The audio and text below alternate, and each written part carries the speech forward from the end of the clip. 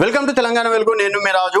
So TVK అధినేత విజయ్ ఒకవేళ CM అయ్యారనుకోండి, so ఈరోజు రేపు సీఎం అవుతారు, దాంట్లో మాత్రం నో డౌట్.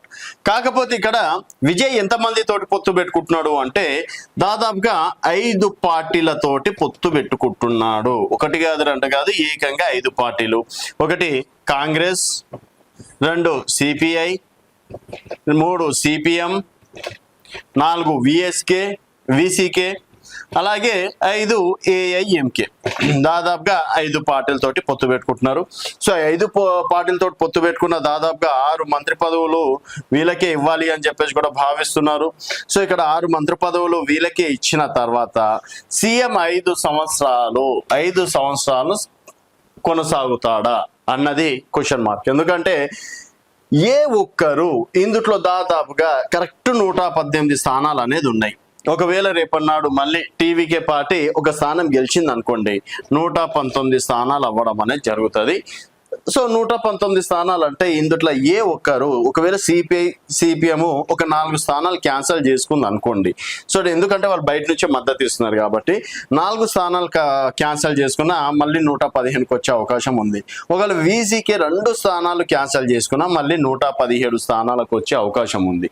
ఈ విధంగా 5 సంవత్సరాలు ఏ ఒక్కరు కూడా విజయ్ని ప్రస్తుతం ఒకవేళ ఇప్పుడు మద్దతు ఇచ్చిన ఒక 6 నెలలకో సంవత్సరానికో కొంచెం పాలనలో కావచ్చు, వాళ్ళ మంత్రి పదవి విషయంలో కావచ్చు, తర్వాత వాళ్ళ మాట విజయ్ ఏమైనా వినకపోయినా, విజయ్ మాట వాళ్ళేమైనా వినకపోయినా డెఫినెట్గా మా మద్దతు ఉపసంహరించుకుంటున్నాం అని చెప్పేసి ఒక డైలాగ్ కొడితే మాత్రం మళ్ళీ విజయ్ పార్టీ రిస్క్లో పడే అవకాశం ఉంది. సో దానికి సంబంధించి అసలు విజయ్ 5 సంవత్సరాలు పాలన కొనసాగుతాడా లేదా అన్నది మాత్రం ఇది ఒక హాట్ టాపిక్గా మారడం అనేది జరిగింది.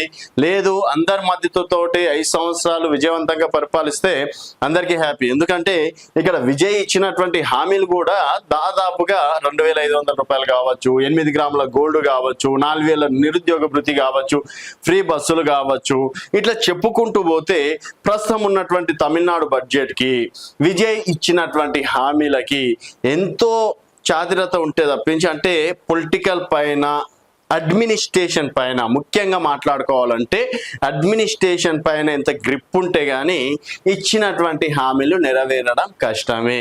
అండ్ చాలా మంది ఎక్స్పెక్టేషన్ పెట్టుకొని విజయ్కి అవకాశం ఇచ్చారు.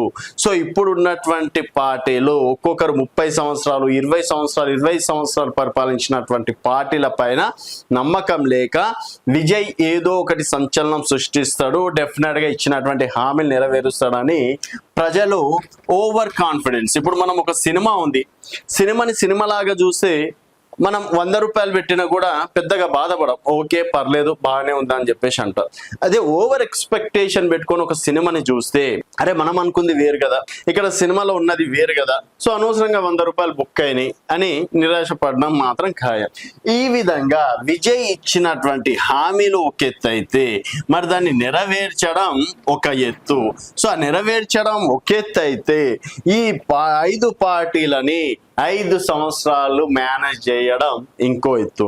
ఆల్రెడీ అనుభవం లేనటువంటి విజయ్ ఇక్కడ రాజకీయ చదరంగంలో ఆరితేరినటువంటి డిఎంకే, అన్నా డిఎంకే పార్టీలను ఎదుర్కొని 5 సంవత్సరాలు విజయవంతంగా పరిపాలిస్తాడని చెప్పేసి మీకు నమ్మకం ఉంటే మీ అభిప్రాయాల కింద కామెంట్ రూపంలో తెలియజేయండి.